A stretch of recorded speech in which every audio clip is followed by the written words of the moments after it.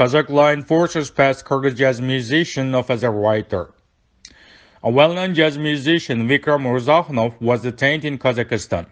Kazakh media released a video on January 9 showing a beaten-up young man who says he came to Almaty from Kyrgyzstan to participate in riots. He told the camera that he was promised 90,000 tenge for participation. The video sparked an outrage in Kyrgyzstan, as the man was identified as a famous jazz musician Vikram Murzakhanov. He frequently tours Almaty with concerts, his relatives and friends confirmed. The Kyrgyz Foreign Ministry's press office said that the detention of the man is under investigation. The Kyrgyz Ministry of Internal Affairs confirmed that before the new year, the musician was invited to Almaty for a concert. He bought a plane ticket to Kazakhstan on December 16, 2021 at 8 p.m. On January 2, he left to Almaty. HSBC holding shares in China firm linked to human rights abuses against Uyghur Muslims. HSBC holds more than £2 million worth of shares in a subsidiary of a China paramilitary organization that has been accused of human rights abuses against Uyghur Muslims, it has been revealed. The Birch Bank has £2.2 million of shares in Xinjiang Tianye, which is a chemicals and plastics company, for an anonymous client.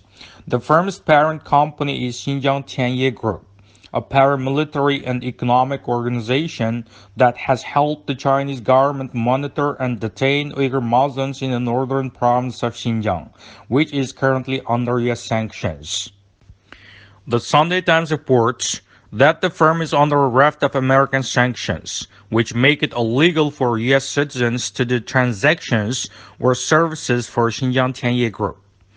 It includes American workers who work for companies that are based in other countries. Beijing has placed around 1 million Uyghurs in labor camps, and there have been widespread reports of forced sterilization and wholesale destruction of mosques. Many international organizations have labeled Beijing's actions as genocide. Senior Tory and Art China skeptic Lane Duncan-Smith told The Times, Project Noto is alive and well in some rich companies.